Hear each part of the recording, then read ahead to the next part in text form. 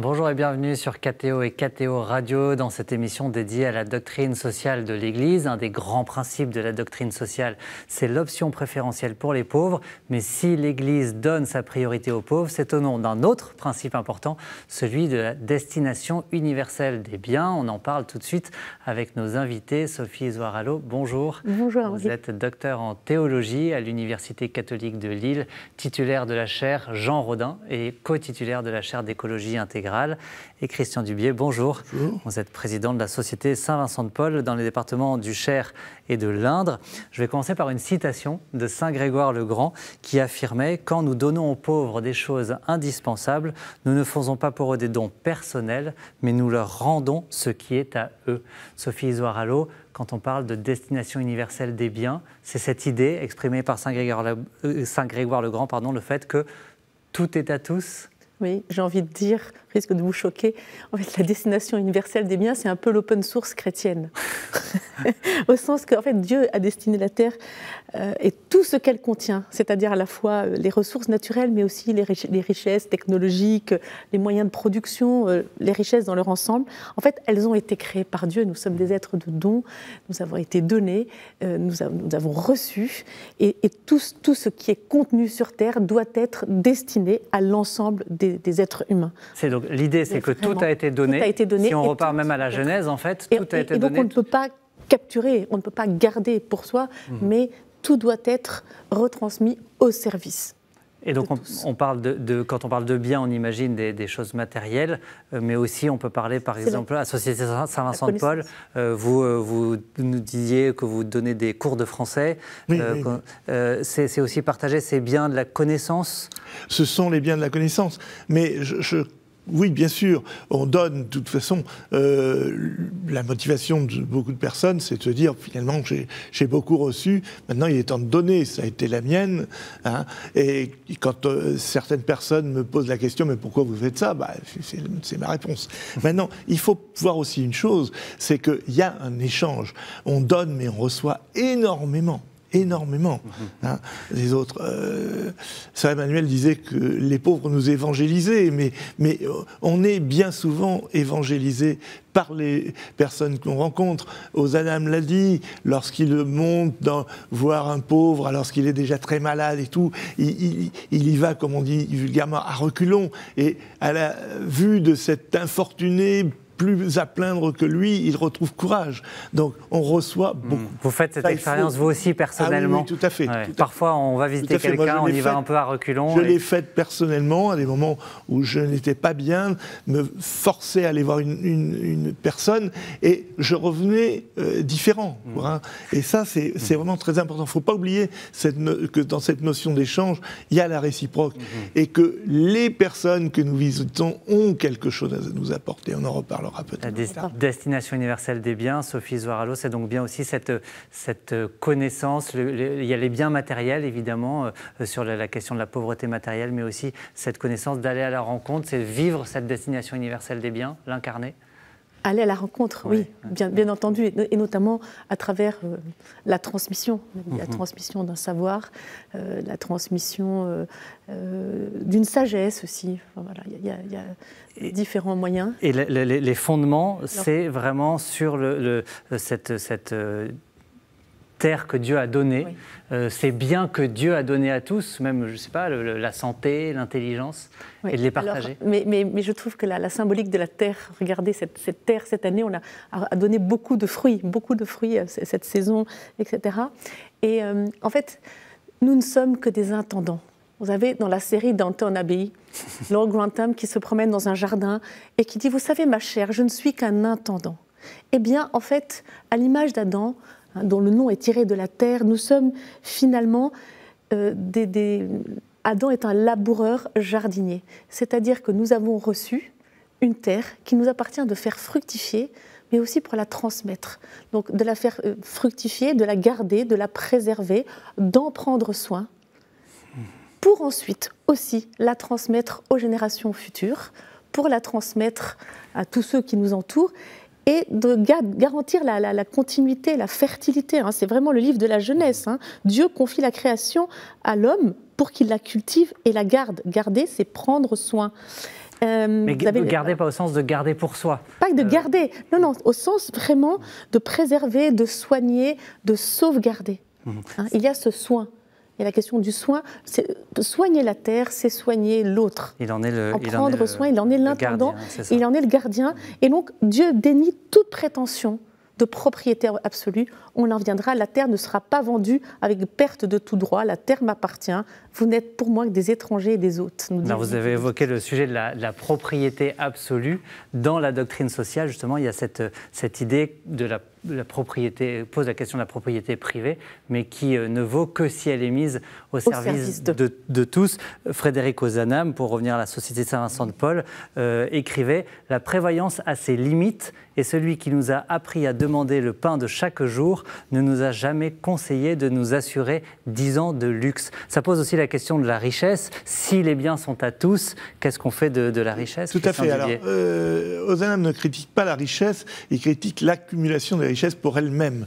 Et là, on en revient à la notion de partage, à la notion de destination universelle des biens. Alors lui-même donnait 10% de ce qu'il gagnait aux pauvres, les Ozanam n'étaient pas riches, et sa femme Amélie, c'est dire si c'était quelqu'un d'exceptionnel, et en était très fier. Il faut savoir qu'Ozanam, pendant ses 3 premières années de mariage, il n'était que suppléant de la chaire de littérature étrangère comparée.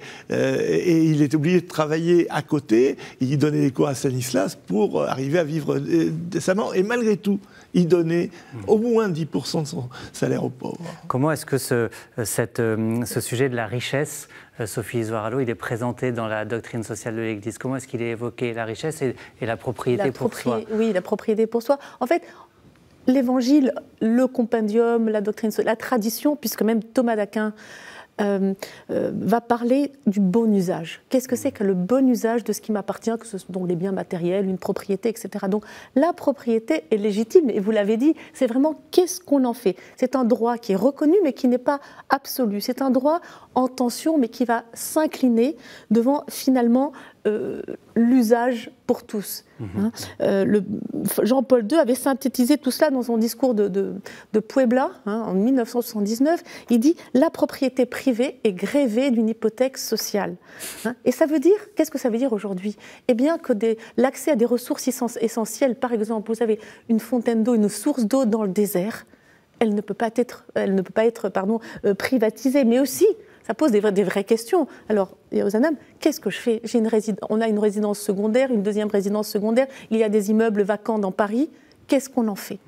Qu'est-ce que je fais de ceux que j'ai reçus, de ceux que j'ai contribué par mon travail, ce que j'ai pu acheter grâce à mon travail, etc. Mais qu'est-ce que j'en fais? Quel est l'usage? Ce bon usage, comme dit Thomas d'Aquin, je trouve que c'est... Et ça, c'est jamais acquis. On peut se reposer la question à chaque moment de sa vie, dans les petites choses comme dans les grandes. Le compendium de la doctrine sociale écrit cette phrase aussi: « L'amour pour les pauvres est certainement incompatible avec l'amour immodéré des richesses ou leur usage égoïste. » Ça montre bien ça. N'interdit pas, on a le droit d'être riche, mais à condition que notre richesse soit mise au service du bien commun, c'est ça qui est en dessous de ça, c'est l'enjeu numéro 1, c'est le service du bien commun quand Jean-Paul II parle d'hypothèque sociale. Oui, justement, alors il y a 2 choses. Par exemple, on pourrait parler, je possède une forêt, qu'est-ce que j'en fais? Est-ce que j'en autorise l'accès ou pas? Je vis en Belgique, il y a beaucoup de grandes forêts, certaines sont clôturées, ça me pose toujours question.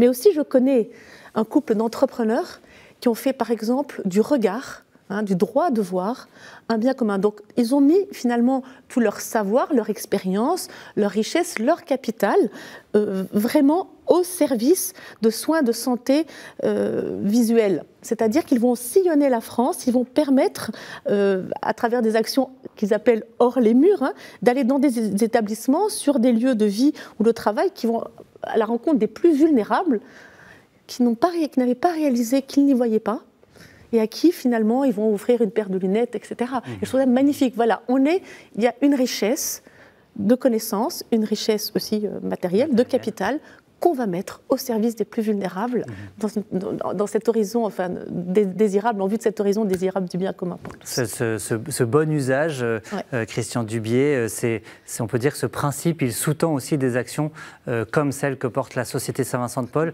cette invitation à la vigilance permanente en disant nous avons reçu, qu'est-ce qu'on en fait et comment est-ce qu'on peut donner? Tout à fait, bien sûr, oui, bien sûr. Bien sûr. Ozanam lui-même essayait, vous le disiez, de vivre ça, ou Saint-Vincent-de-Paul, qui a fréquenté Saint-Vincent-de-Paul, qui a fréquenté des personnes, on veut dire, de la haute société, il les invitait aussi. Il s'en est servi pour ses œuvres de charité. Mais Ozanam, par exemple, fait une proposition unique pour son époque. Il propose l'impôt progressif. C'est le seul au XIXe siècle à faire ça. Mais pourquoi? Parce qu'il dit que l'impôt ne doit toucher que le superflu, pas le nécessaire. Et donc, on en revient à cette notion de partage. En fait. Et ce sujet de la destination universelle des biens, vous disiez tout à l'heure que quand on visite des personnes aussi, elles-mêmes nous donnent quelque chose à laquelle parfois on ne s'attend pas. C'est aussi de dire, ce principe nous invite à se dire que nous pouvons aussi nous-mêmes être destinataires de biens que peut-être nous n'imaginons pas de la part de personnes que nous venons visiter, de personnes a priori pauvres. Oui, alors les personnes nous donnent, nous font partager leur vécu et nous enrichissent souvent beaucoup par la manière dont elles vivent les choses qui sont. Mais elles, parfois, enfin très souvent même, on a des personnes qui ne veulent pas uniquement recevoir, qui veulent donner. Alors ça se traduit parfois par elles nous offrent un café. Il faut absolument accepter parce que c'est leur manière d'être, où elles veulent nous donner symboliquement quelque chose pour nous dédommager. Et on a tendance à dire, ben non, on est bénévole, donc non. Et c'est pas la bonne solution, parce que c'est pas la bonne formule, parce que pour elles, c'est un échange. Il faut donner aux personnes l'occasion de donner. Je citerai Marcel Mauss, qui n'est pas du tout dans la doctrine sociale de l'Église, mais qui parle de donner, recevoir, rendre, etc. Il y a une circularité dans le don. Et je pense que c'est un échange. C'est un échange. Et aussi, c'est ce qui permet de révéler, de promouvoir la dignité de chacun. Il y a une dignité à pouvoir donner, une dignité à pouvoir recevoir. Oui, exactement. C'est une question de dignité. Vous avez tout à fait raison. Merci beaucoup de nous avoir éclairés sur ce sujet de la destination universelle des biens. Sophie Ezoard-Hallot, Christian Dubié. On comprend bien cette richesse légitime, cette propriété légitime, mais mise au service du bien commun. Le compendium de la doctrine sociale reste évidemment la référence pour approfondir ces sujets, lire les textes même de l'Église. Puis on peut bien sûr réécouter et partager cette émission sur ktotv.com et ktoradio.com. À bientôt.